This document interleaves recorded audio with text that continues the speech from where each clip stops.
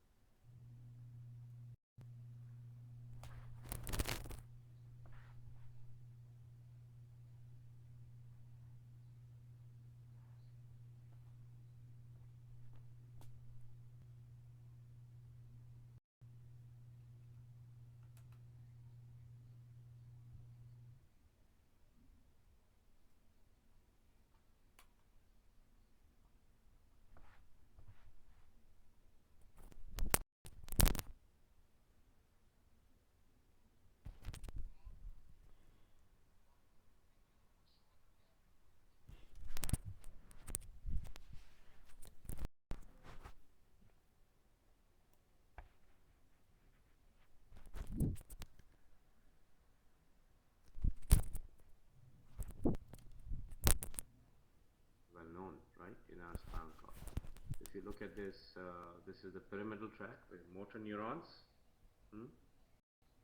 This is spinothalamic tract, which carries pain and temperature. And this one right here is the dorsal column, which carries proprioception. So we know that the pyramidal tract is ipsilateral. Spinothalamic tract is pain and temperature that goes across to the midline to the opposite side and goes up. Right? And dorsal column tract is also ipsilateral. So when you have the hemisection of the spinal cord, say for instance, you have hemisection here, you're basically going to lose motor loss, ipsilateral, loss of position,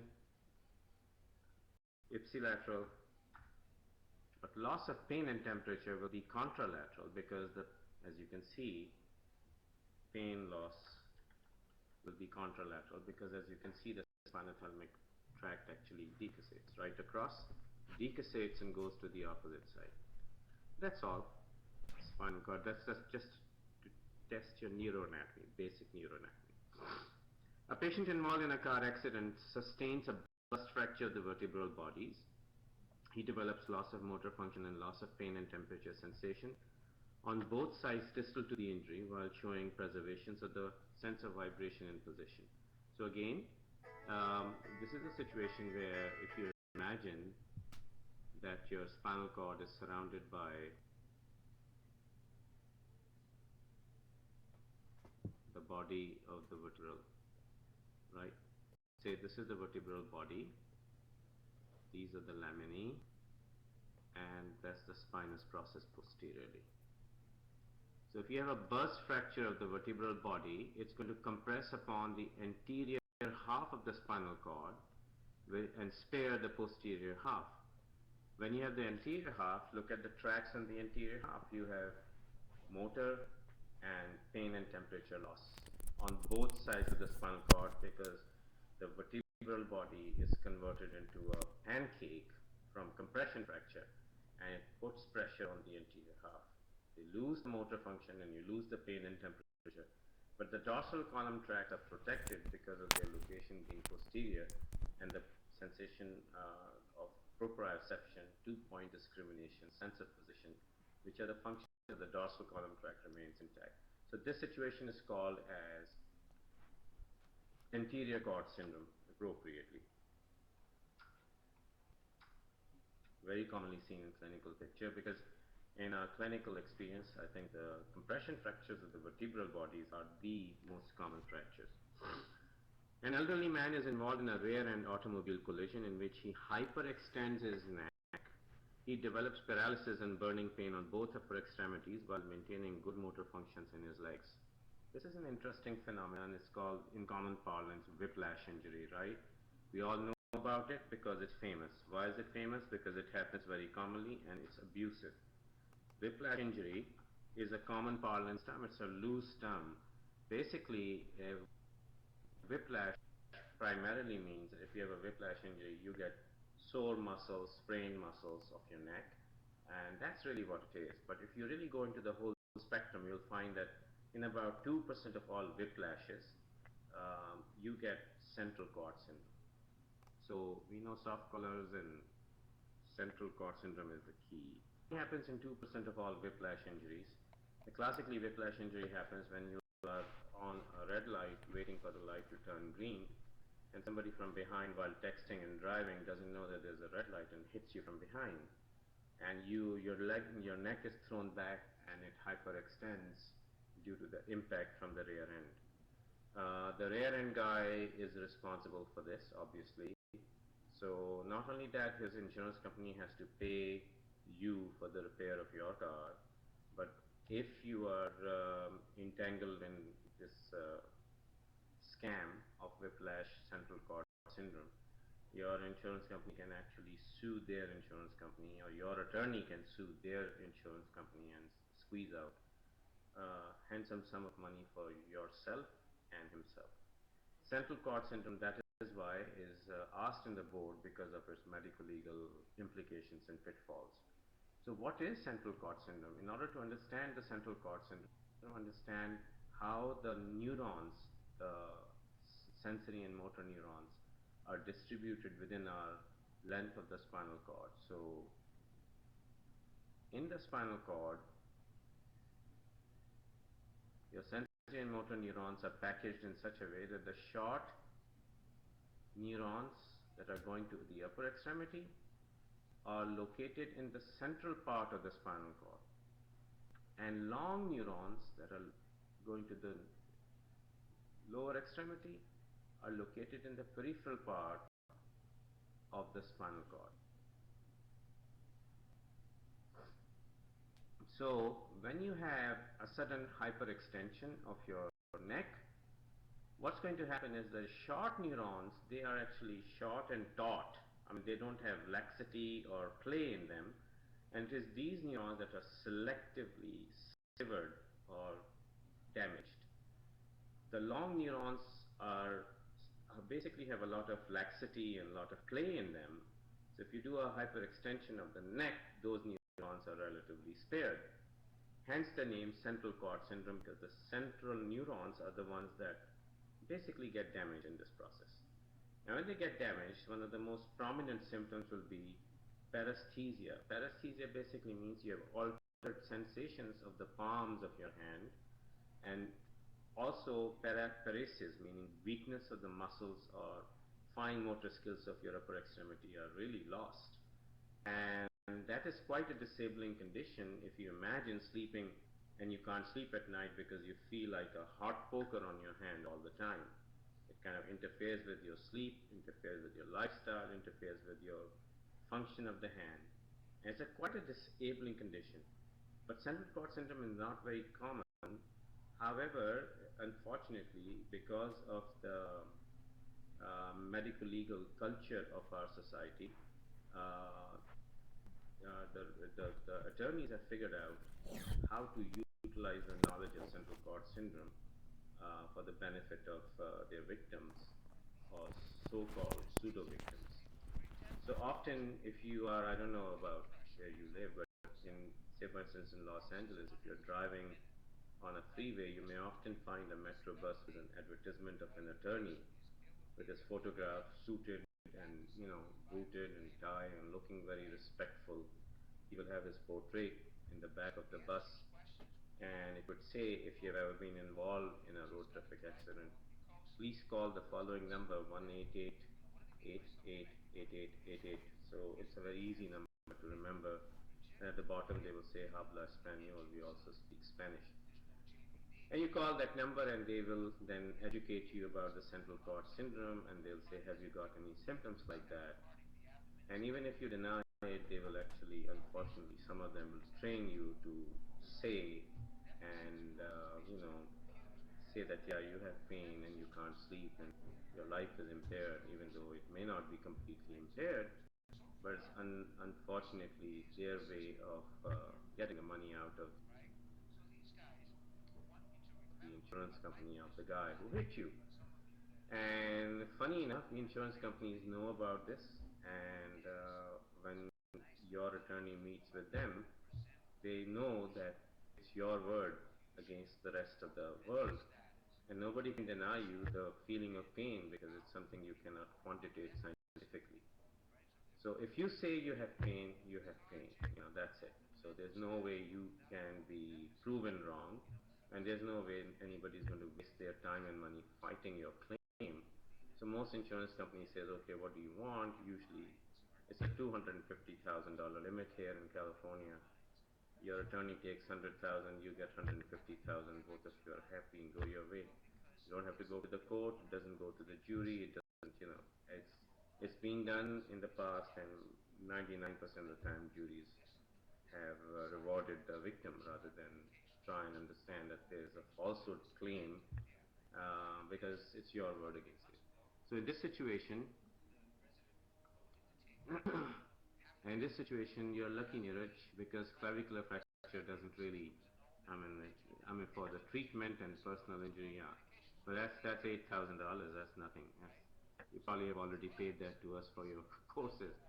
By having $150,000, most people will agree to lie, unfortunately, in the financial fix that we all are. So this is how it works. So that is why the central cord syndrome is really the core of the whiplash injury. Nobody cares about a little sprain in the muscles, which goes away in a few weeks to a month, whereas the main injury is the neuronal injury, the central cord. Okay. So that is called central cord syndrome. It's very important for your boards. Now we're going to move on to case number 1 on chest trauma. So let's go to the chest trauma. Amal, can we get the chest trauma?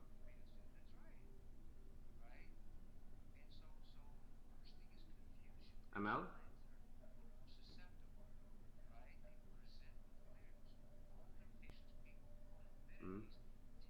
Slides.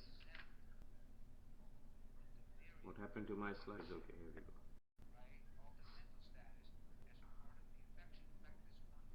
Okay, so we did the spinal cord injuries. Now we're going to start with chest trauma. So this is a classic board question, guys, in chest trauma. Case number 1. A 75-year-old man slips and falls at home, hitting his right chest wall against the kitchen counter. He has an area of exquisite pain to direct palpation over the 7th rib at the level of the anterior axillary line. Chest X-ray confirms the presence of a rib fracture with no other abnormal findings. Now, this case comes directly to you in the board just as it is, and the board is going to ask you primarily how are you going to manage this fracture. Choices given will be: number 1, admit the patient, intercostal nerve block, and incentive spirometry observation for 24 hours. Number 2 will be take the patient to OR for open reduction and internal fixation of the rib fracture. Number 3 is going to be send the patient home on narcotics and incentive spirometry.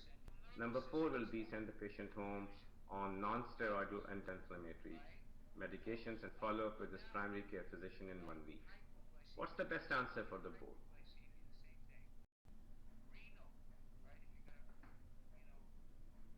Katia, Mariana, they're all saying 1. Nerve block. Vikram is saying pain relief. Julieta, what is pain relief? I've given you pain relief in each choice. Which one do you want? So most of you are going to have the choice number 1. Okay, not the last one, but number 1. The last one sounds attractive because it's non-steroidal anti-inflammatory, and most of you have probably done that already. But in the American system, you have to understand one thing. It's always going to be an old, widowed gentleman, and he lives alone. In America, we have nuclear family system. The culture is different. In India or some other parts of the world, people live together. There's a family support. There's always somebody around in the house to take care of you. But in the US of A, we have a nuclear family system, which means people live alone in their own apartments or homes, and they don't share their space with others, even if the others are dear ones. Majority of the time, the couples live alone, and grandparents live alone, and widowed gentlemen live alone. They don't share lives. This is the nuclear family system. There are pros and cons to it, And one of the cons is basically that if you are injured or if you're sick, you're all by yourself. That's unfortunate. So if you send these patients home with narcotics or non-narcotic analgesics, first of all, the pain is going to be poorly controlled because each time you breathe, you're going to have severe pain. And as a natural reflex, the gentleman is going to stop breathing or minimize breathing, which is known as splinting of the chest. You know, like you don't want to take a deep breath. It's called splinting the chest so that it doesn't move too much. If it doesn't move too much, it's not going to hurt too much. But the cost of not expanding your lungs, obviously, is hypostatic pneumonia. So if you splint your chest for 3 or 4 days, you're going to develop hypostatic pneumonia. And when you develop hypostatic pneumonia, you know the mortality of pneumonia in an over 65-year age group, elderlies. You know what's the mortality of pneumonia in older people? Any idea? How many people die? About 35%. Yeah, it's pretty high actually. So 30 to 35% older people over the age of 65, if they develop pneumonia, their mortality is 35%. That's not insignificant. Secondly, if the patient has gone home on narcotic analgesics, it's not going to work and they're going to overdose with the narcotic analgesics. You may find them just over-sedated and they may die just from that. Thirdly, if they survive all this, in about 24 to 48 hours or maybe even 72 hours, they develop another complication of the rib fracture. What is that? It is not visible at the time of injury, but it evolves over a period of 2 to 3 days from blunt chest trauma. What is that? Not pneumothorax. There's pneumonia, there's atelectasis, delayed pneumothorax has been described, but these are not. The most dangerous one is actually, nobody's thinking about it, right? Who's going to talk to me? When you have a rib fracture, you've got a blunt trauma to the chest. All you are focused on is basically rib fracture because you can see it. Pneumothorax, okay, delayed pneumothorax, I agree, can happen. What is even more severe, more dangerous and more important to remember is pulmonary, not liver mumtum, pulmonary contusion. It's the bruising of the underlying lung. So when you have pulmonary contusion, the lung whiteout happens after 2 days, maybe 3 days. It doesn't happen at the time. And what is happening at this time is when you develop pulmonary contusion, the alveoli of the lungs are filled up with blood. So you get deoxygenated blood going into these alveolar spaces looking for oxygenation, and they don't find air in the alveoli because the alveoli are flooded with blood. And so deoxygenated blood comes in and goes out as deoxygenated blood. Doesn't get oxygenation. So this leads to ventilation perfusion mismatch, which leads to desaturation, which leads to pulmonary failure and cardiopulmonary arrest. That is the dangerous one. And the thing about that one is, imagine this guy has fallen from, say, at home and hit the kitchen counter. His entire body weight was the force. And hitting the kitchen counter leading to a blunt trauma. So rib fracture is one thing, but the underlying contusion is another. So he gets the double whammy. And pulmonary contusions are seen in most rib fractures in elderly with the extent of about, maybe estimated about 1/3 to half of all chest injuries will lead to some degree of pulmonary contusion. If you have pulmonary contusion that's large enough, it can actually take a person's life if you send him home. Because he's going to decompensate, not today, not tomorrow, maybe in 3 days.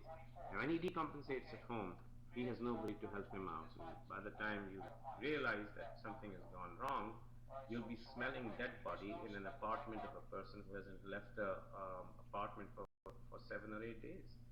The neighbors will smell the rotten smell of the dead body and call the police, and that's how you find them, dead at home.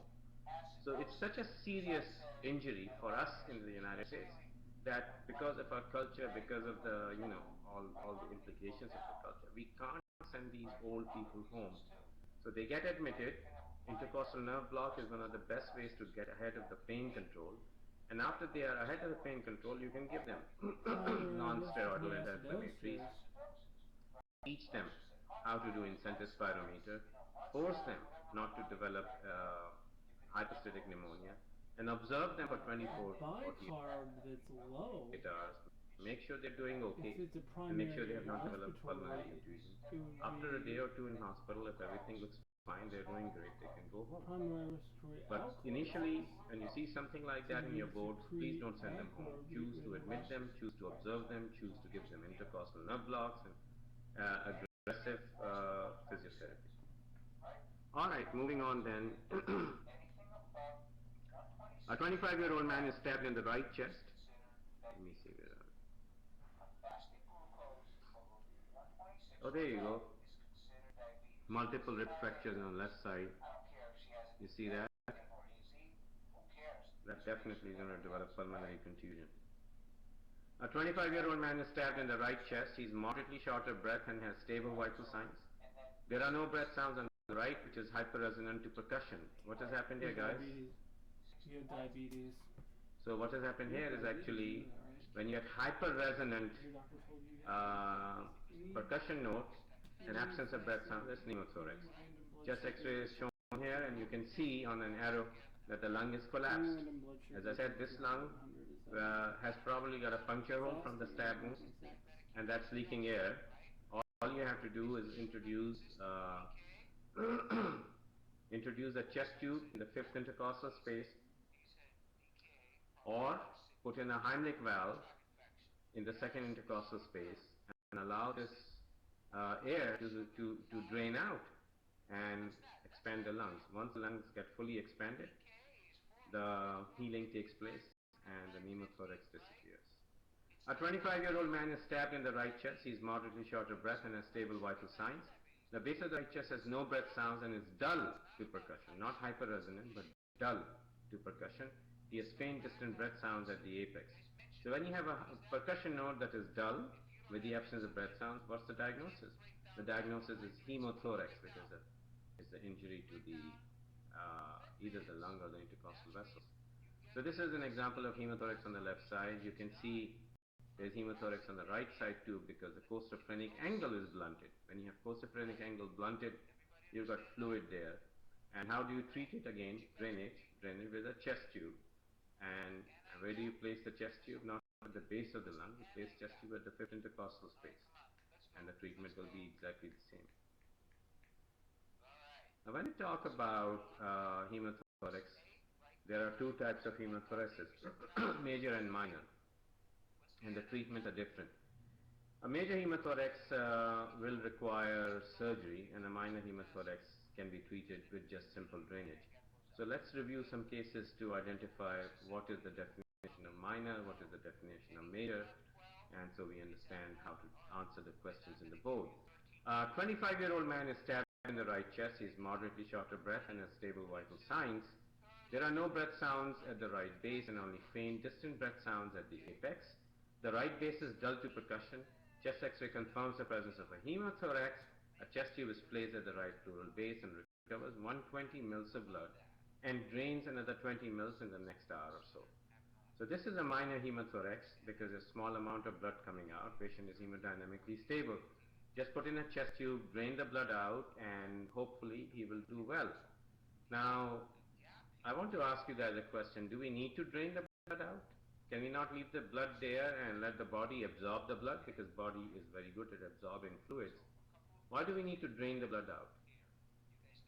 You say empyema complications, pus will form. Well, how can, you're introducing a chest tube which is touching the skin and bringing staph aureus into the collected blood. Don't you think that's a more higher risk for introducing infection? Blood bleeding in the chest is sterile, right? Your blood is sterile. So you're introducing infection while putting the chest tube in. So where do the bacteria come from? Any idea? Blood is a petri dish for organisms, but there, my dear Julieta, where is the organisms coming from? One, if I'm not going to put in a chest tube, there will be no bacteria, right? You is saying it's coming from the air, exactly. That's what it is. A source of infection in an undrained hemothorax. Miraj, skin is not the part of the discussion here. Stab wound, okay. But basically the main source of infection is the bacteria in the air you breathe.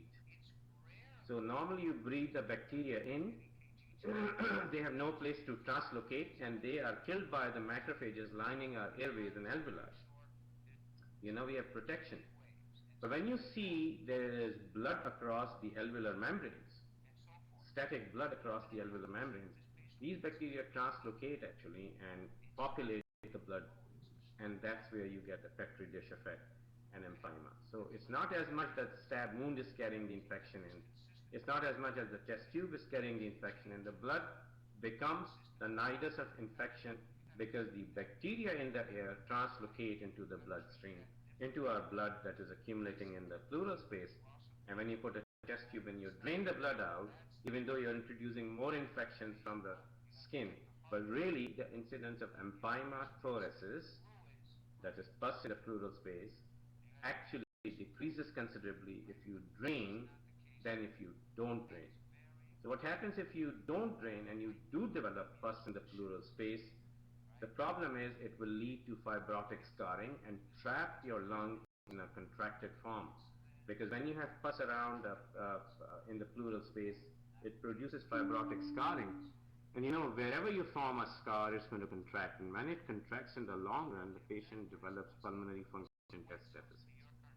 And unfortunately, majority of those pulmonary function test deficits are permanent, lifelong, and these patients actually lose their pulmonary function. They can become pulmonary cripples in the long run, in a bad case of empyema. Okay, always drain the blood in the pleural space, even though you knowingly are introducing more infection that way. But since the blood is draining out, the infection is draining out, and the end result is better than not doing anything at all. Okay. And so do we give prophylactic antibiotic in this case? No, we don't. There is no role for prophylactic antibiotics. You drain the source of petri dish infection, you eliminate the cause of infection in 99% of the hemothoraces. A 25-year-old man is stabbed in the right chest. He's moderately short of breath. His blood pressure of 95/70, pulse rate of 100. No breath sounds are heard over the right chest, which is dull to percussion. Chest X-ray shows a large hemothorax on the right. The chest tube placed at the right pleural base recovers 1.25 liters of blood. Now, this doesn't sound like a minor hemothorax. This sounds like a major hemothorax. By the way, what is the source of bleeding in the minor versus the major hemothorax? Anyone?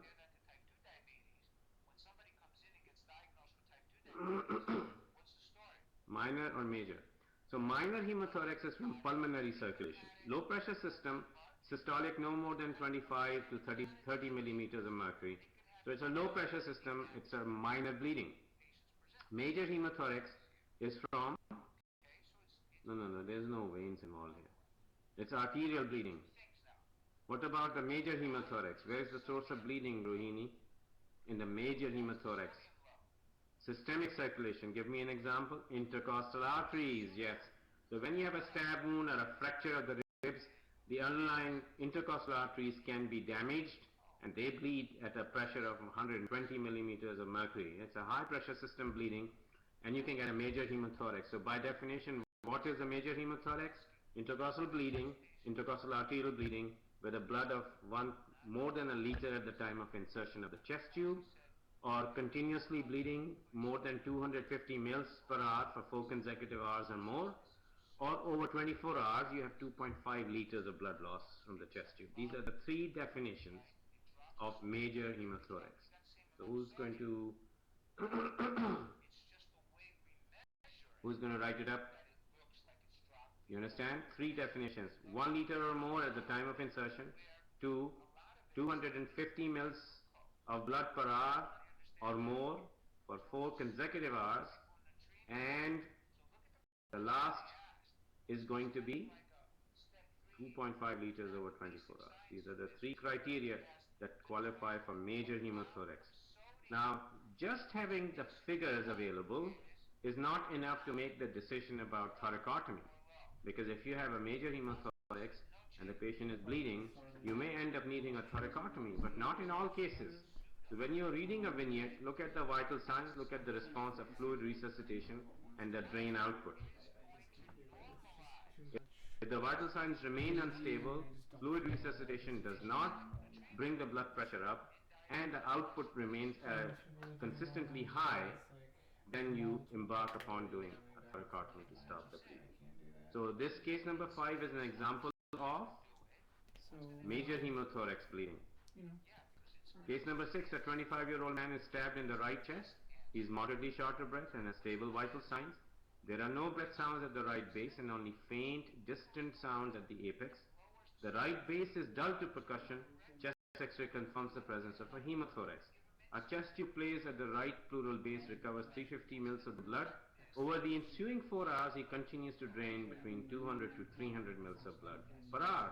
So that's another criteria or example of a major hemothorax with ongoing hemorrhage, which if doesn't respond to your resuscitation and the vital signs remain unstable, you may end up going to the operating room.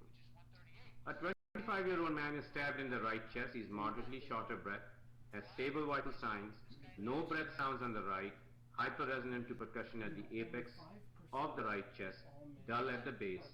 Chest X-ray shows one single large air fluid level. When you have a combination of air and fluid at the same time, it is a combination of what? Air fluid level means is a hemothorax. Treatment doesn't change, remains the same. Put in a chest tube and drain them both together. Now, let me just tell you about the Heimlich valve. Remember, we were talking about Heimlich valve yesterday. Heimlich valve is good only to drain simple pneumothorax. It is not good when there is an associated fluid accumulation that requires drainage. It's good enough for simple pneumothorax, but not for fluids, okay? Heimlich valve is only for pneumothorax. Chest tube will be required when the fluid needs to be drained in addition to the air, okay? This is an example of pneumothorax. You can see the air fluid level developing here, and that requires the chest tube. Moving on. A worker has been injured at an explosion in a factory. He has multiple cuts and lacerations from flying debris, and he is obviously short of breath. The paramedics at the scene of the accident are certain that he has a large flap-like wound in the chest wall, about 5 centimeters in diameter, and he sucks air through it with every inspiration. Whiteboard, where do you say it's on the extreme right? Whiteboard. Whiteboard is here, okay. So when you really look at the injury, this injury is the sucking, blowing wound of the chest wall. Explosions are happening all over the world, right? It's the time of violence in the world. Everybody has got methods to develop bombs, and they explode anywhere they want in order to make their point, unfortunately. So this kind of injury is very common across the globe. And you're going to see people who get explosions and they are part of the arena of the explosion. They're going to get this sucking open wound. And what happens with this wound is that it can take air in and leave air out sometimes. The problem is that when you arrive at the site of explosion, moving the victims from explosion site as rapidly and safely as possible is a trick. And the trick here is, if they have an open wound in the chest wall, you should cover it with a dressing of gauze that is plastered with a tape to 3 sides, back, top, and the front. But keep the edge, lower edge open. Do not plaster it to the chest wall. Why? Because it will allow the air to escape out, but during inspiration, this flap-like dressing is going to prevent the air from coming in. That's the way to prevent tension pneumothorax in some of these victims. And this is only at the site where you don't have time, because when you have explosion, it's a mayhem, and you don't know whether the second explosion is on its way. So you are going to remove these patients to safety. You just apply the dressing in 3-sided tapes, move them out of the way, and then when they arrive in the hospital, you can put in the chest tube. But this is one of the best ways to get them out, is 3-sided dressings, okay? That's what we are trying to emphasize. Can we come? back on my slides.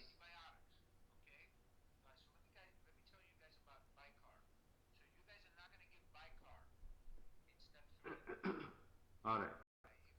So we know how to. Okay. So this is a picture of a nice picture of a sucking chest wound, Dr. Mel. That's nice. So you can see it's a sucking and blowing wound. You see the air comes in and air leaves, and the problem is that there's constant leakage of air from inside, plus there's air coming from the exterior, which makes it an unstable situation to move from the site to the hospital. So you got to cover this wound, but cover it only at 3 sides. A 54-year-old woman crashes her car against a telephone pole at high speed. On arrival at the emergency room, she is in moderate respiratory distress. She has multiple bruises over the chest and multiple sites of point tenderness over the ribs. X-ray shows multiple rib fractures on both sides. On closer observation, it is noted that a segment of the chest wall on the left side caves in when she inhales and bulges out when she exhales. What is the situation called? The segment is doing a paradoxical breathing. There is fracture of 2 or more ribs in series anteriorly and posteriorly. This is the definition of flail chest. You guys are right. So anteriorly and posteriorly, a rib is fractured in 2 or more ribs in series.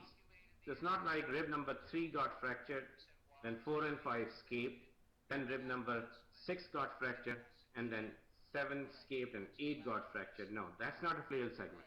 Flail chest has to be in series, like 3, 4, 5, or 4, 5, 6, 7, whatever numbers you want to choose. And this segment acts in complete paradox to the rest of the chest wall. So during inspiration, we are expanding our chest wall, and this segment is going to suck in. And during expiration, as we are contracting, this segment blows out. So it's really acting as a sabotage to the respiratory pump mechanism, and it really will tire you out in its own right? Just having this segment working against your respiratory apparatus will make you go into mechanical failure for respiration. But not only that, it causes pain, it causes splinting, it causes pneumonias, it is associated with pneumothorax, it is associated with hemothorax, it is associated with pulmonary contusion. Talk about chest trauma and talk about flail chest. Just under one heading of flail chest, you have rib fractures, pain and pneumonia pathway, you have paradoxical breathing and mechanical respiratory failure pathway, you have hemothorax, pneumothorax and breathing failure pathway, you have paradoxical, you have pulmonary contusion and ventilation perfusion mismatch, desaturation and cardiopulmonary arrest pathway, all going simultaneously at the same time in the same person. And if that is not enough, they have other injuries, 2 other injuries which are equally as important, if not more. So flail chest has rib fractures, flail chest has pneumothorax, flail chest has hemothorax, flail chest has paradoxical breathing, flail chest has pulmonary contusion. What else flail chest carries? Cardiac contusion, yes or no? The answer is yes. And the final hidden injury of the chest that people overlook all the time, what is that? Aortic dissection. So anything that can go wrong in the chest will go wrong in a case of flail chest. So are the no apnea, aortic rupture, aortic transection, Niraj, we never see them in our life. What happens to people who have aorta ruptured or transected on the road traffic accident? What happens to them? They are dead immediately. They never make it to the hospital. There's a difference between aortic rupture and aortic dissection. Dissection is the blood going into the wall of the aorta, creating a double lumen, a double barrel lumen, true lumen and a false lumen. There's opportunity to save them because bleeding is contained within the wall of the aorta. Aortic rupture implies that bursting of the aorta. Those guys die in less than 2 minutes on the site. No saving them. They are dead. They go to the mortuary. We don't see them in the real hospitals. Okay? So be very precise about the words you choose and the words you read. You know, aortic rupture or aortic transection is a dead bird, never comes to the hospital. Aortic dissection comes to the hospital. So when we talk about flail chest, we talk about multiple injuries. And this is basically, you know flail chest, you know the management of the chest trauma. Okay, so flail chest is very high yield. Board loves asking questions on flail chest. So this is a flail chest segment, okay? So this is a lady with paradoxical breathing, multiple rib fractures in series, and she's noted to have, paradoxical breathing going on. And when this comes in, they can ask you anything about the chest trauma. They can just ask you about the management of rib fractures. They can ask you about the management of pneumothorax, hemothorax. They can ask you management of pulmonary contusion, cardiac contusion, aortic dissection. All those can be asked, you know. So flail chest is a surrogate marker for all these injuries, you know. So on the face of it, all you're going to see is probably multiple ribs that are fractured, or pneumothorax or hemothorax, but underlying it all, there are major, major concerns in this person. So this person's come into the hospital, and how would you manage this person? This guy, this woman with flail chest, where would she go? Would she be admitted to ICU? Would she be admitted to the floor? Would she be admitted to high dependency unit? Where are you going to transfer her from the emergency room? Think about it. I'm giving you 2 minutes. Let me fill up my glass. I'll be back.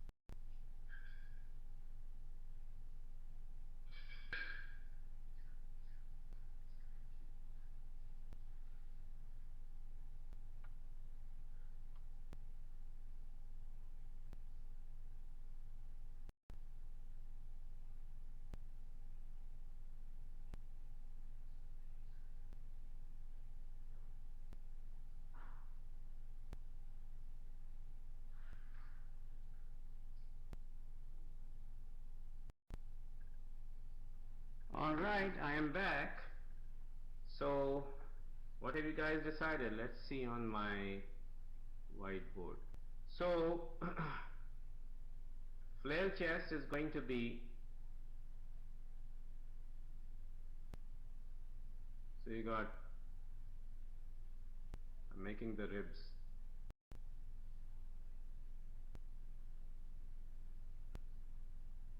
So definition is 2 or more ribs, right? So I'm making 3 ribs here. And they're gone in series, both fracture here posteriorly and anteriorly, posteriorly and anteriorly, posteriorly and anteriorly. So this whole situation becomes a segment that is going to be a flail chest. The problems with flail chest are as follows. Number 1 is paradoxical breathing. Number 2 is pneumothorax. Number 3 is hemothorax. Number 4 is pulmonary contusion. Number 5 is cardiac contusion. Number 6 is aortic dissection. And number 7, of course, is pain. Pain, pain, pain, pain, pain. Look at that. Everything under the sun is there. So they say that flared chest is one of the many surrogate markers that you see on a plain chest X-ray that shows one of the many fractures associated with aortic dissection. So it's an index of suspicion, right? What other bony fractures in the plain X-ray of the chest will you see that also are associated with a high risk of aortic dissection? Flared chest is one. Give me 3 more examples.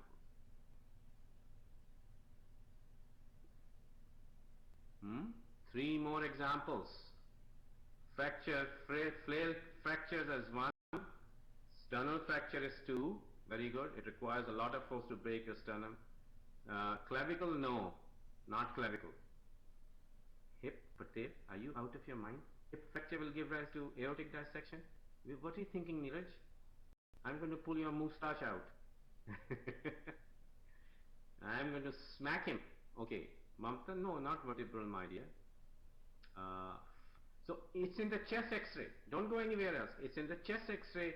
You see 4 bony injuries. Yes, now you're talking, Francisco. You woke up. Francisco woke up. He is now involved.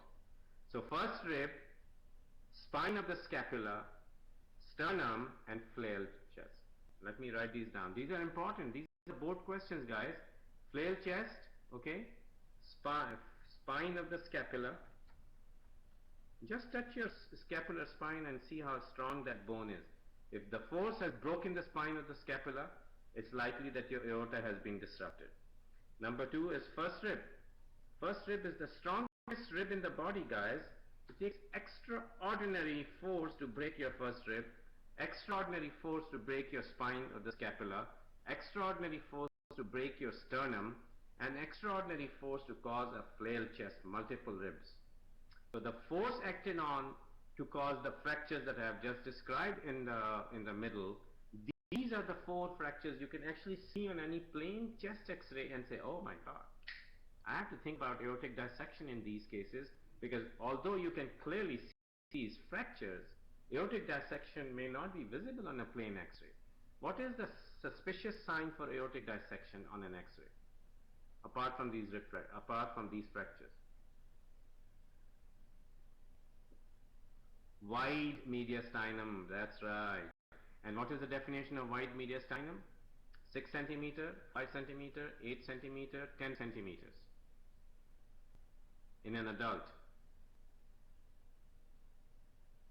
Natalie, you're from Japan, right? No? 5 centimeter, no. 8 centimeters, the standard board answer. In an adult, if you measure the widest part of the mediastinum on an AP view, 8 centimeters or more will be considered a wide mediastinum. 5 is normal, okay? So mediastinal widening will be seen along with any one of these fractures. You immediately think about aortic dissection. And nowadays, what is the most commonly performed test to diagnose aortic dissection? Number 1, transesophageal echo. Number 2, transthoracic echo. Number 3, MRI angio. Number 4, CT angio. Number 5, aortogram. By the way, all of these are correct answers. One of them is the best answer. Which one?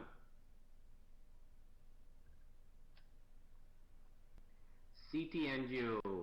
CT angio. Hello. No TEE, Rohini. CT angiogram is become the most commonly performed test with the sensitivity and specificity above 90% in diagnosing aortic dissection. However, if you have circumstantial evidence that the aorta is dissected and you do CT angio and you don't see the dissection, then what test are you going to perform to confirm the diagnosis?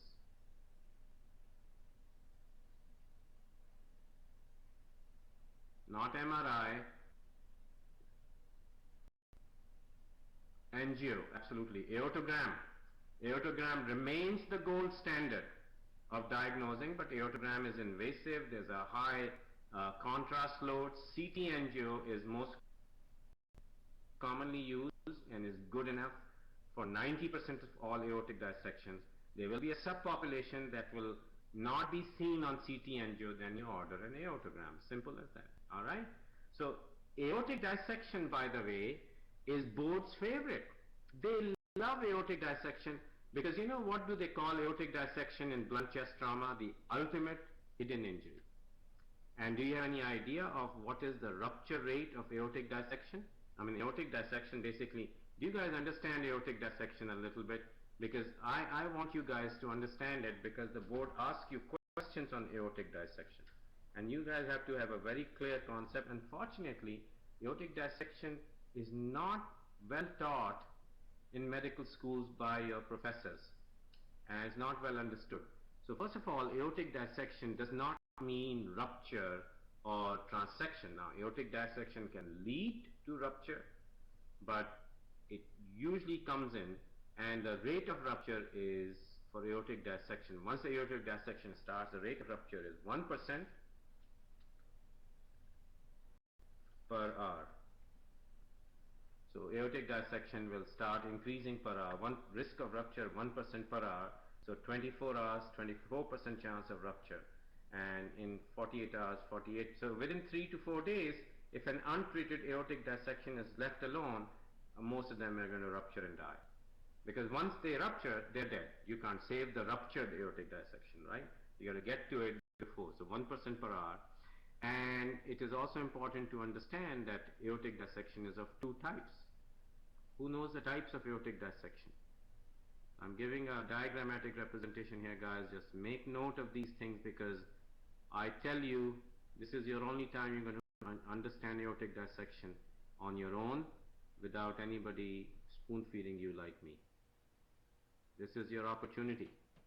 There are 3 branches of the arch of the aorta. 3 branches. The innominate on the right side, left carotid on the left, and the left subclavian, the last branch, left subclavian artery is the last branch. So you have aortic dissection, proximal, just Vikram, we call it type A and type B, right? So aortic dissection is type A and type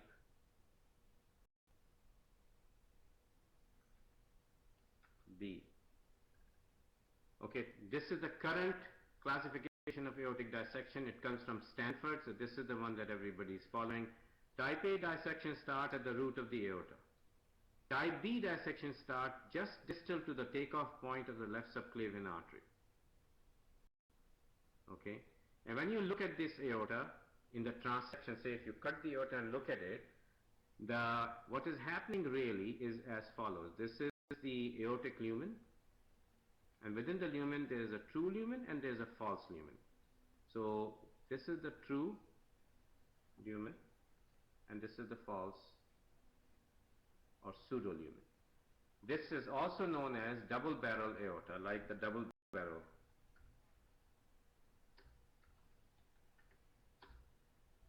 One and the same thing. Double barrel aorta, like the gun, double barrel gun, you have 2 lumens, right? One is the true, one is the false.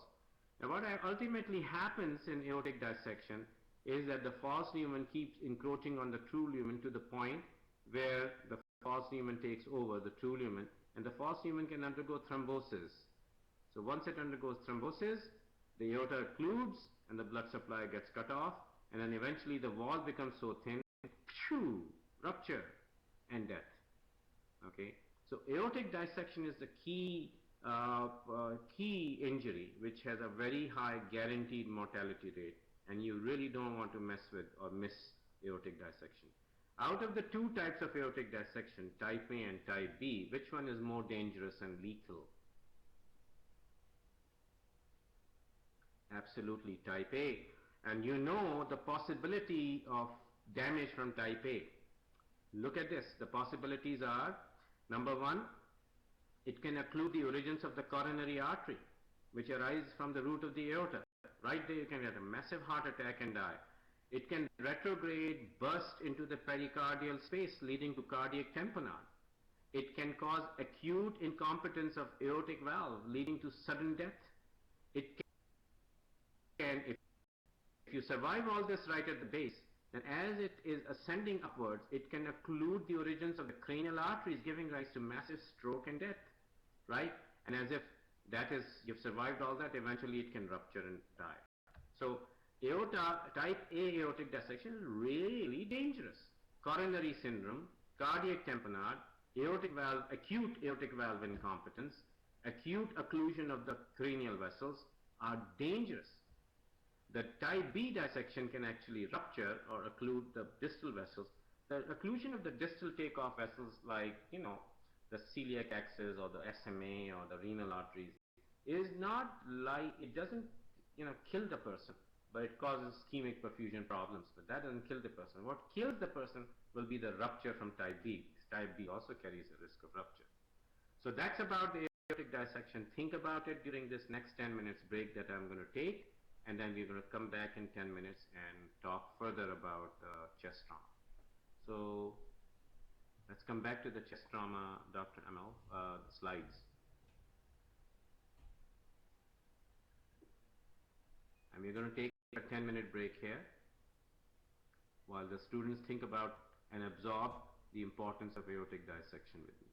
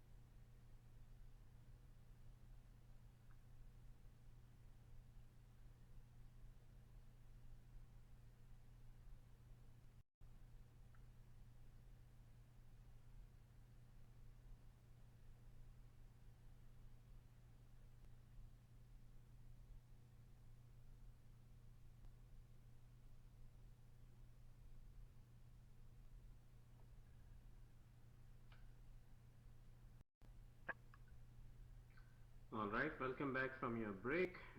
So we were on chest trauma, we were talking about flail chest, and we were talking about multiple associations of flail chest, right?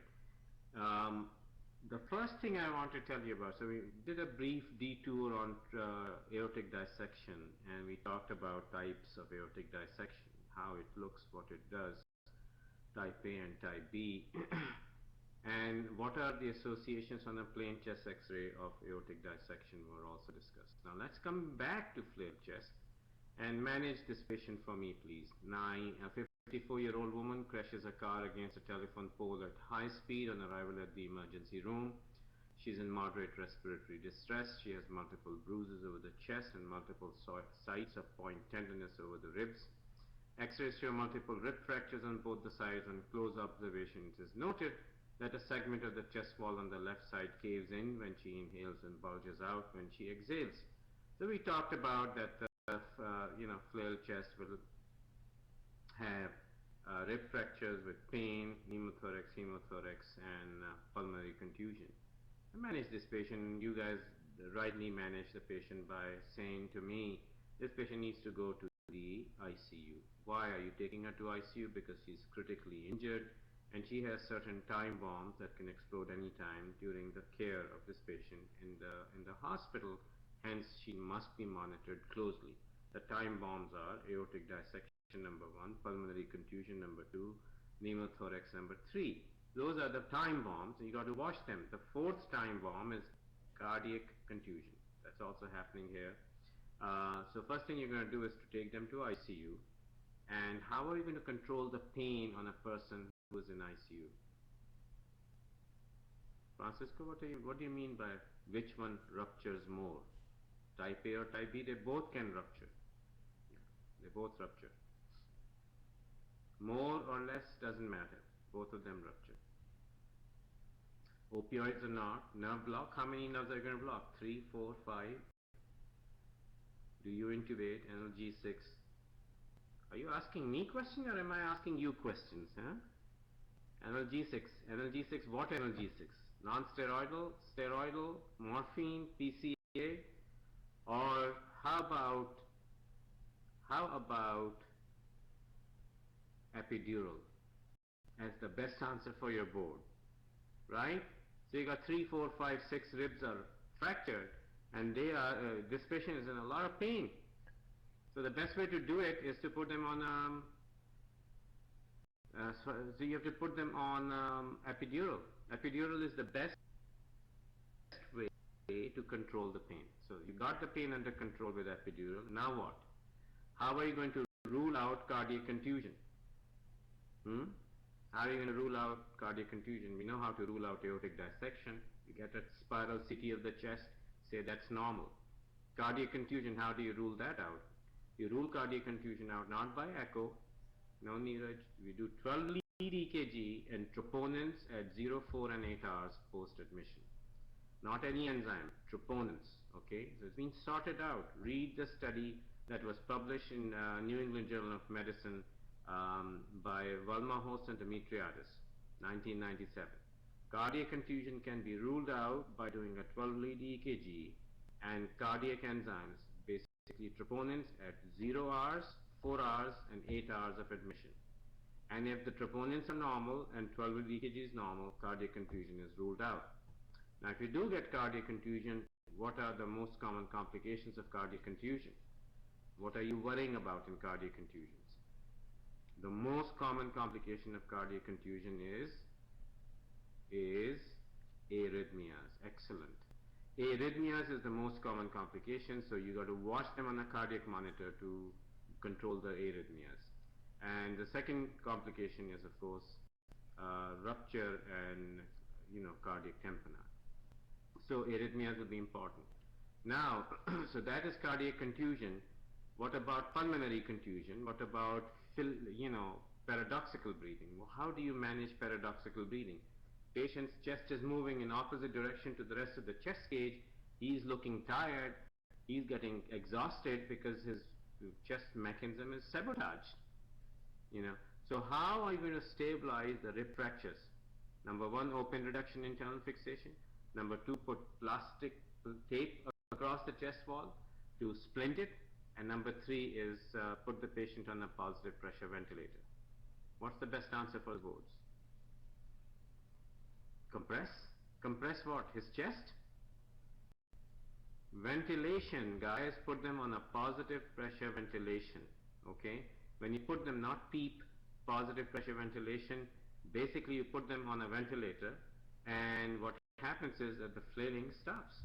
It stabilizes. You leave them on a ventilator for a week or 10 days and the flailing stops and the ribs begin to heal. So that is important. If the patient is failing to breathe because of paradoxical breathing, you put them on a ventilator. What about pulmonary contusion? How do you manage pulmonary contusion? Patient is having desaturation. The arterial blood gases are showing your partial pressure of oxygen is 60 on 100% face mask. Patient is air hungry. Patient is getting tired. Patient is breathing 30, 35 a minute. How do you manage the pulmonary contusion? Well, 100% oxygen by face mask is already there. It's not helping. What do you do then? Restrict the fluids, get an ABG. I told you the ABG shows PO2 of 60 on 100% non-rebreather face mask. Yeah, intubate the patient, put them on the ventilator. So the management of paradoxical breathing and pulmonary contusion is exactly the same. Put them on a ventilator and give them supportive care, because both paradoxical breathing and pulmonary contusion are self-limiting. Okay, but the key, the most important precaution before you put these patients on a ventilator, before flail chest goes on a ventilator, what is the most important precaution? Steroids? No. Tubes, that's right.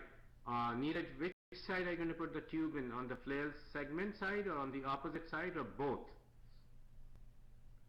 Both, absolutely right. Because even though you can't see the pneumothorax on a plain X-ray, it is going to happen the moment you put the patient on a ventilator, because the lungs are bruised and damaged. And the moment you get the positive pressure inside the lungs, they'll blow open and have a tension pneumothorax and die. We have killed people.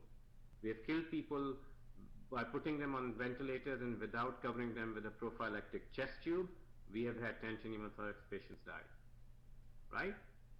So both sides, whether you see the pneumothorax or not, before you put this patient on the ventilator, both sides you have to insert chest tubes, drain the pleural space, then put them on a ventilator. Otherwise these patients die.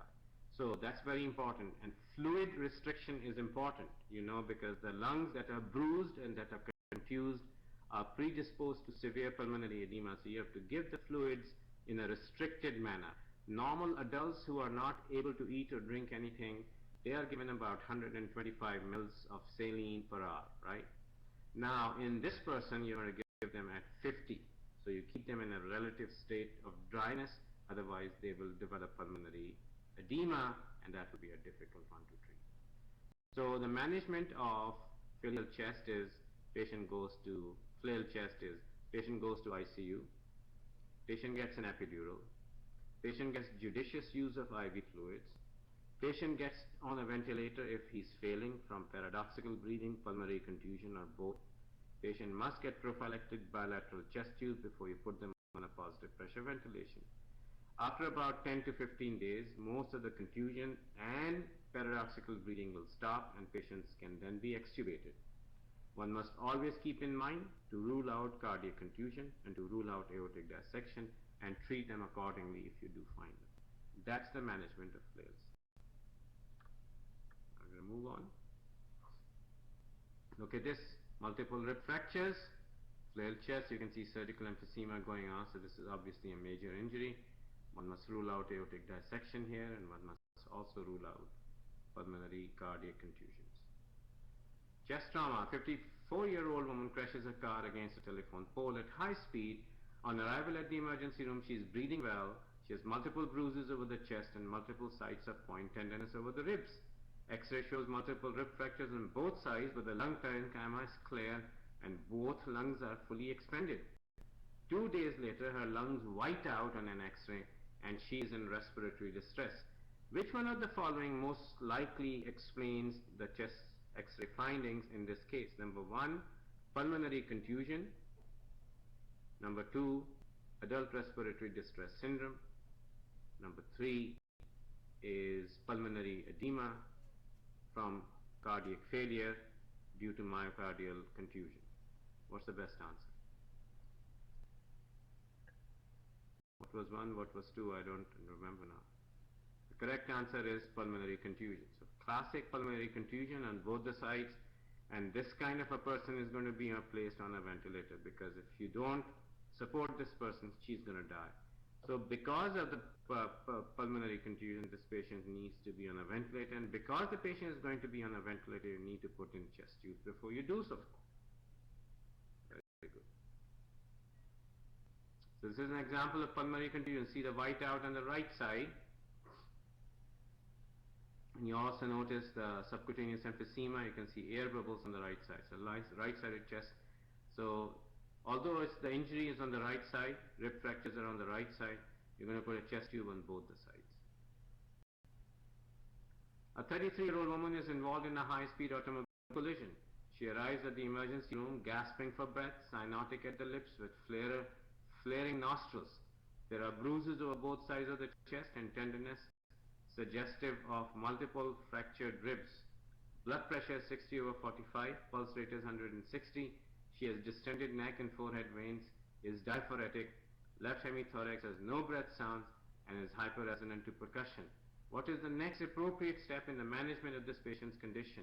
Choices are order a chest x-ray, number 2 order a CT scan of the chest, number 3 do an ABC, and number 4 put in a large IV cannula in the second intercostal space. Heimlich, ABC, IV. What's going on here, guys?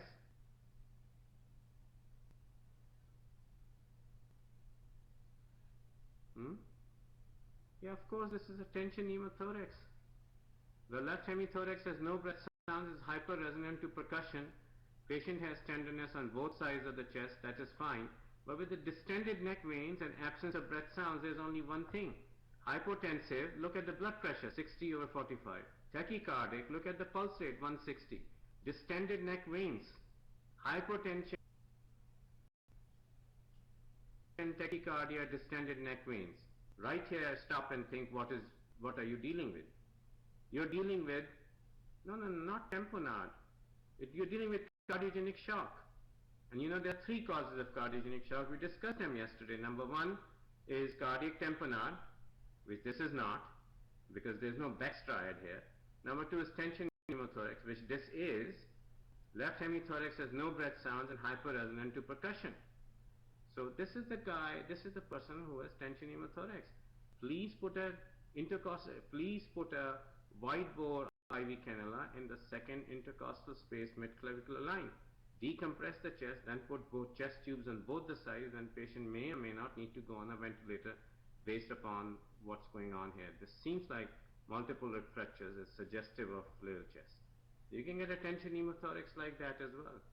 Yeah. Air embolism. Jimmy, why did you think of air embolism here? Well, it's possible, I guess, but absence of breath sounds on one side, very suggestive of tension pneumothorax. Okay. All right. A 54-year-old woman crashes her car against a telephone pole at high speed. On arrival at the emergency room, she is breathing well. She has multiple bruises over the chest and is exquisitely tender over the sternum, at a point where there is a gritty feeling of bone grating on the bone elicited by palpation. That's a classic sternal fracture. For sternal fracture, you take 2 views, an AP and a lateral view, and undisplaced sternal fractures don't need any surgical management, but they are associated with 2 important injuries that are underlying the sternal fracture. What are those 2 injuries? Number 1 is cardiac contusion, and number 2 is aortic dissection. So when you get a sternal fracture, think about cardiac contusion and aortic dissection, rule those out, and if you rule those out, you don't have to do anything about the sternum itself. And you know how to rule them out, right? Cardiac contusion by doing 12 lead EKG and troponin levels measured at 0, 4 and 8 hours post-admission. Whereas aortic dissection is ruled out by doing a CT angio of the chest. This is an example of sternal fracture. This is a displaced sternal fracture, you can see, and it can lead to an underlying cardiac contusion. A 53-year-old man is involved in a high-speed automobile collision. He has moderate respiratory distress. Physical examination shows no breath sounds over the entire left chest, but condition is unremarkable. Chest X-ray shows multiple air fluid levels in the left chest. What happened here? Multiple air fluid levels in the left chest. Look at that. After blunt abdominal trauma. What do you think this is? Timothy, if my answer is, if it is undisplaced, don't treat it. If it is displaced, treat it. But they're never going to ask you about the displaced sternal fracture and its management as an orthopedic case, you know. But you must understand what is happening to the soft tissues behind the sternum. That's more important and relevant to step 2. So this is a case of a diaphragmatic rupture we are talking about right now, traumatic rupture of the diaphragm with a diaphragmatic herniation, a herniation of small bowel in the chest. Herniation of small bowel in the chest is a surgical emergency.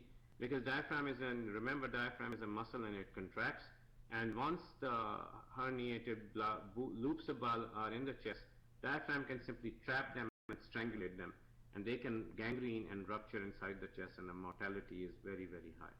So when you see something like that, these patients belong to OR and immediate repair is necessary. A motorcycle daredevil attempts to jump over the 12 fountains in front of Caesar Palace Hotel in Las Vegas. As he leaves the ramp at very high speed, his motorcycle turns sideways and he hits the retaining wall at the other end, literally like a rag doll. At the emergency room, he is found to be remarkably stable, although he has multiple extremity fractures. A chest X-ray shows fracture of the first rib with widened mediastinum. This is a real case which happened in early 70s, and in this situation, it's actually recorded for the television. It's a memorable moments of television history. This case was recorded, and you can see this guy taking a huge leap through this motorbike and hits the side wall multiple times, comes into the ER, looks remarkably stable and well, and a chest X-ray shows fracture of the first rib and a wide mediastinum. Aortic dissection needs to be ruled out, and spiral CT of the chest needs to be done. In those days, we didn't have CAT scan. This was 1971. So in those days, CAT scan wasn't invented.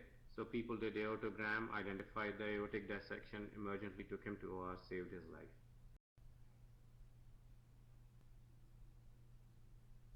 Traumatic rupture of the aorta. You can see the preoperative CT scan showing an extra luminal hematoma.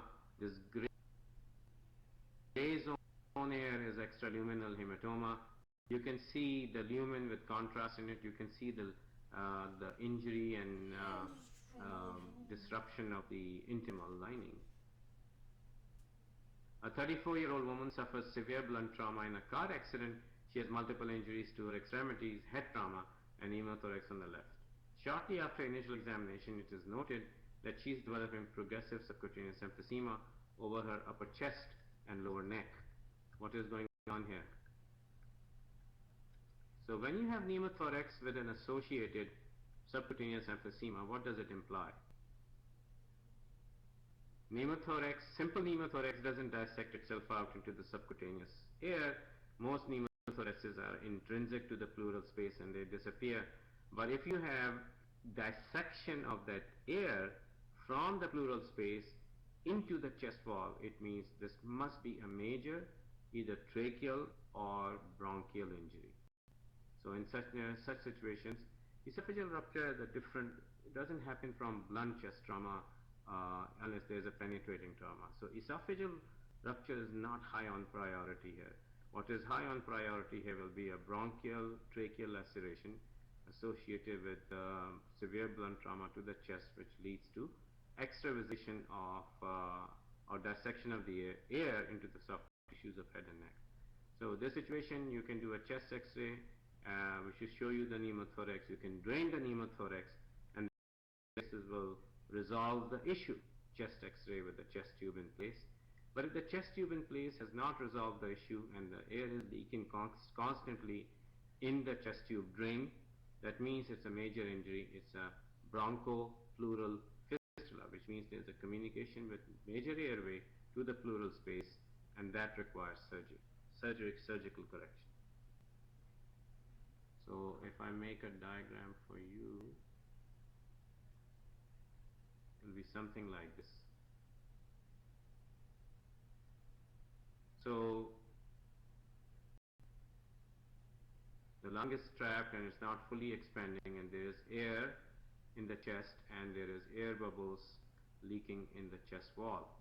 So you see air bubbles in the chest wall. So this hole here, or whatever is causing the air leakage, needs to be wedged out. That's the only way you're going to allow this lung to re-expand. Alright, now moving back to our slides again, please.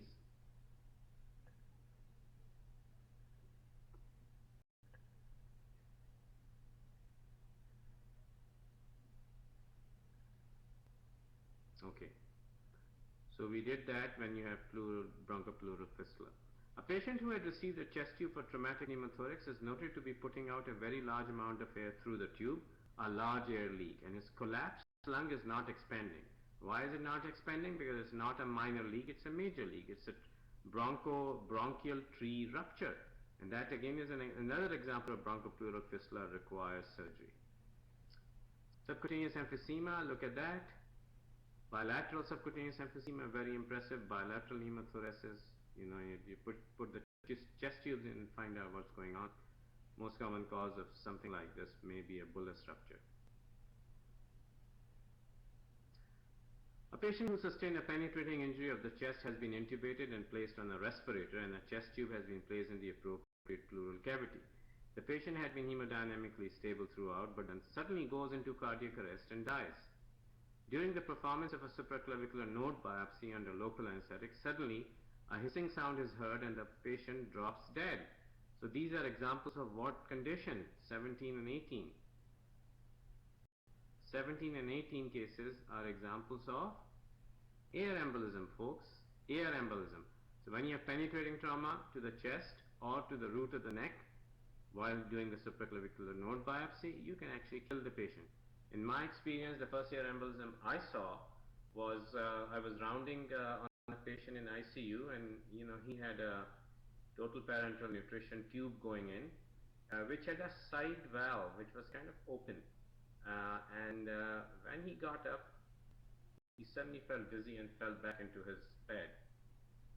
And when I saw him, immediately after, I said, "Are you okay? You were fine just a minute ago." He said, "Yes, I'm okay now." And I saw that there was blood coming out from his TPN tube. So when he got up, he sucked the air in, but when he dropped back, he pushed the air out, lucky him. So that's what you do. When you have an air embolism, somebody standing or in a erect position, first thing you do is head down, and the next thing is right side up, and you can save them. The second case of air embolism was a neurosurgical procedure going on. Patient was having a craniotomy and excision of a large meningioma from the vertex of her brain. She was a 50-year-old healthy woman who came from her home to get an elective meningioma excision. The neurosurgeon entered into superior sagittal sinus, started having a lot of bleeding.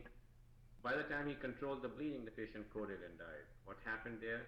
Neurosurgeons operate with the head up so that the drainage of the venous channels is managed and controlled. And ideally, if he was bleeding, he should have really had the patient head down and tried to suture the veins that way. And she could have been alive. But he didn't, and he was trying to control the bleeding with the head up. She sucked air in and she died on the table in a matter of minutes. I'll never forget how air embolisms can kill. The only way you can save an air embolism, if you realize patient is developing an air embolism, let the head down. Let the head down. If you don't let the head of the patient down, they're going to die immediately. A patient who is receiving total parenteral nutrition through a central venous line becomes frustrated because the nurses are not answering his call button. So he gets up and out of bed and disconnects his central line from IV tubing. With the open catheter dangling, he takes 2 steps in the direction of the nursing station and drops dead. Don't mess with our nurses. That's the moral of the story. So this is a classic example of air embolism, basically. Nurses don't answer any bells. They usually are too busy recording in the computer. Oh, I cleaned the patient, I addressed their needs, I made him comfortable, I ensured he has no pain, I fed him, I cleaned him, I took care of everything. And guess how much of that work that is documented in the chart was actually done? Not much. And the unfortunate part of American nursing is, if you don't write everything that you have done, it's not done. So what if not done anything, but you write everything? Is it done? Yeah, on paper if it is done, it is really done. It all depends on how your work ethics are perceived by law rather than by your individual sense of pride, joy and responsibility. It's such an unfortunate thing. When I came from the United Kingdom to United States, the nursing had a 360-degree turn in values. In the United Kingdom, they owned the patients, they took care of their patients. When you would round as a young registrar in surgery, the nurses will come along with you and round with you, take notes, take orders. You don't have to write a thing. Everything is done verbally because of mutual trust and pride and joy in working for National Health Service. And when you come to the United States, all about unions, nurses being like a daisical, and it's an unfortunate thing, really. So, and it remains the same no matter what you do. Okay, so that's air embolism. A patient who sustains severe blunt trauma, including multiple fractures of the long bones, becomes disoriented about 12 hours after admission. Shortly thereafter, he develops petechial rashes in the axilla, neck, fever, and tachycardia. A few hours later, he has a full-blown picture of respiratory distress with hypoxemia, chest X-ray shows bilateral patchy infiltrates, and the platelet count is low. So after long bone fracture or multiple fractures of the long bone, this complication that evolves over 12 to 18 hours after a long bone fracture or multiple long bone fractures is called fat embolism syndrome. Literally, the fat emboli from the bone marrow of a fractured bone find their way access to the general circulation. And we have no way to treat the emboli once they are in the circulation. There is no medication that can dissolve the fat globules in our blood. There is no antidote to the fat globule in our blood. The only thing we can do is supportive care. Ventilate the patient, immobilize the fracture, and make sure that they are not hypoxemic, and pray. So fat embolism syndrome has a mortality above 50-60% even today. So when you have a fat embolism syndrome risk, you identify people who have a high risk for fat embolism syndrome. Long bone fractures. And the general rule of thumb is that if you have a long bone fracture, you must fix it and immobilize it as soon as you can. Death injury. If you leave the long bone not immobilized and not fixed permanently within the first 6 to 12 hours, the risk of fat embolism syndrome keeps going up to the point where you have a very high risk, and a person who has not had a fixed long bone fracture eventually die. And how do they present? Classically, petechial hemorrhages, thrombocytopenia, shortness of breath, hypoxemia, and mental confusion changes. Classic board question, guys. They love it. Yeah, platelet consumption happens because of the globules of fat act as nidus to attract and consume all the platelets in the bloodstream. They lead to multiple areas of microinfarcts in the brain and the myocardium, multiple areas. And petechia on the upper chest and axilla are classic representation of thrombocytopenia because you don't have enough platelets to plug the vessels. The upper chest and neck and face all develop these tiny petechial hemorrhages. Bad. Mortality is way, way high. Now we finished the chest trauma. So in the chest trauma, we talked about the blunt chest trauma, penetrating chest trauma. We talked about pneumothorax, rib fractures, pain issues, pneumonia, hypostotic pneumonia, and centrospirometer, intercostal nerve blocks. We talked about flail chest, which covers everything. We talked about epidural for pain for flail chest. We talked about pneumothorax risk, hemothorax